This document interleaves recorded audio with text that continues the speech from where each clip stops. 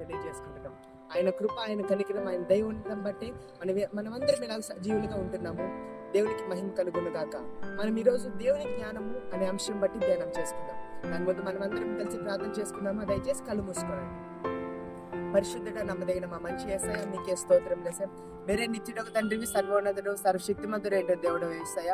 అందరిని బట్టి మీకే మహిమ, మీకే స్తోత్రం చెల్లిస్తుంటున్నాం యేసయ్య. ఈ రోజు మేము మీ జ్ఞానం అనే అంశం బట్టి ధ్యానం చేసుకుంటుండగా మీ జ్ఞానంతో మమ్మల్ని అందరినీ మీరే నింపండి యేసయ్య. మీ తెలివితో మమ్మల్ని అందరినీ మీరే నింపమని కోరుచు యేసు నామములో అడిగి వేడుకుంటున్నాం తండ్రి, ఆమేన్.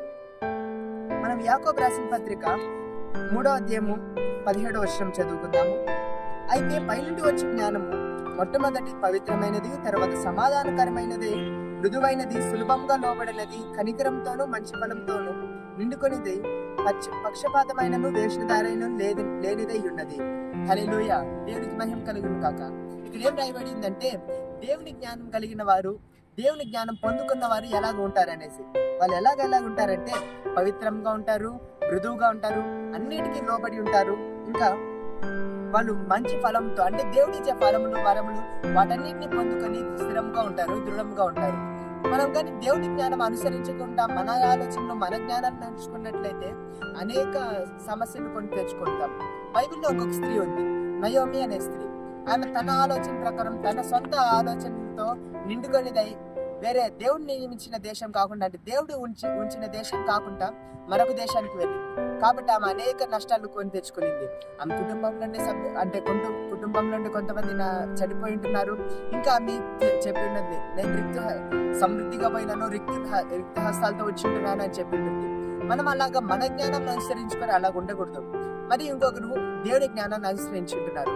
దానియేలు అనే వ్యక్తి, ఇంకా యోసేపు, ఇంకా అనేక మంది దేవుని జ్ఞానాన్ని అనుసరించి చాలా బాగుపడి ఉంటున్నారు, దేవునికి ఇష్టకరంగా ఉంటున్నారు. వాళ్ళకి గొప్ప స్థానం అనుగ్రహించబడి ఉన్నది.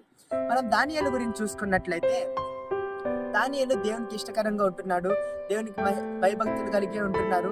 అందుకనే అతనికి ఏమేమి తెలివిలే. మనము దానియేలు గ్రంథంలో 1వ అధ్యాయం 2వ అధ్యాయంలో చూసుకున్నట్లయితే అతను జ్ఞానాత్మపూర్ణుడుగా ఉంటున్నాడు అని చెప్పి ఉంటున్నారు.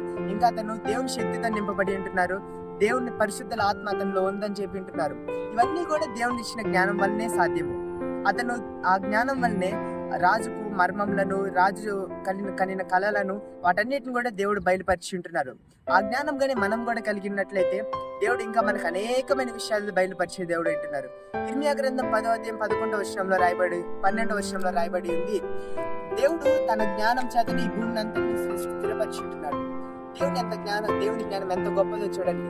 ఆయన జ్ఞానం చేత ఈ భూమిని అంతటి సృష్టించినాడు కాబట్టి మనం ఇంత స్థిరంగా ఉంటున్నాం. ఈ దినం ఎన్నో పుట్టుకొని ఉంటున్నాయి, కానీ అంటే ఎన్నో వాహనాలు ఉంటున్నాయి, ఏమేమో ఉంటున్నాయి. కానీ వాటన్నిటి వల్ల అవన్నీ భూమిపైన ఉన్నప్పటికీ భూమికి ఏ నాశనం కాలేదు, భూమికి ఏ నష్టం రాకుండా ఉంది. ఎందుకంటే దేవుని జ్ఞానం చేత ఈ భూమిని స్థిరపరచబడి ఉంటుంది. మనం కూడా దేవుని జ్ఞానం కలిగి ఉన్నట్లయితే, దేవునికి ఇష్టానుసారంగా, దేవునికి మహిమకరంగా ఉన్నట్లయితే, ఆయన జ్ఞానంతో మనల్ని అందరినీ నింపే దేవుడు అంటున్నారు. ఆయన జ్ఞానం కానీ మనకు వస్తే, దానియేలుకి ఎలాగైతే అతను చెరపట్టి తెచ్చబడి, అంటే యూదా దేశం నుంచి బబులోను దేశంకి చెరపట్టి ఉంటున్నాడు, కానీ కూడా అతనికి ఒక అధికారం ఇచ్చి ఉంటున్నారు. తనని ఒక అధిపతిగా చేసి ఉంటున్నారు. మనం కూడా దేవుని జ్ఞానం కలిగి ఉన్నట్లయితే అధిపతులుగా ఒక మంచి స్థానంలో దేవుడు ఉంచే దేవుడు అంటున్నారు. దేవునికి మహిమ కలుగును కాక. మనం కూడా అలాంటి జ్ఞానం కోసం అనుదినం ప్రార్థన చేస్తూ దేవుని దగ్గర వేడుకుంటూ దేవునికి ఇష్టకరంగా బ్రతకాలి. మనమందరం దయచేసి కళ్ళు మూసుకొని ప్రార్థన చేసుకుందాం. మహోన్నతుడే యేసయ్య, మీకే స్తోత్రం, మీకే ఘనత, మీకే స్తోత్రం చెల్లిస్తుంటున్నాం యేసయ్య. ఇంతవరకు యేసయ్య మీరే మా అందరితో మాట్లాడి ఉంటున్నారు యేసయ్య. అందరిని బట్టి మీకే స్తోత్రం యేసయ్య. దానియేలు ఎలాగైతే యేసయ్య మీ జ్ఞానం అనుసరించి గొప్ప అధిపతిగా మార్చబడి ఉంటున్నారు, మేము కూడా అలాగే మీ జ్ఞానం అనుసరిస్తూ మీ జ్ఞానం ప్రకారం నడుచుకుంటూ యేసయ్య గొప్ప అధిపతులుగా గొప్ప మంచి స్థానంలో ఉండడానికి సహాయం చేయండి సార్.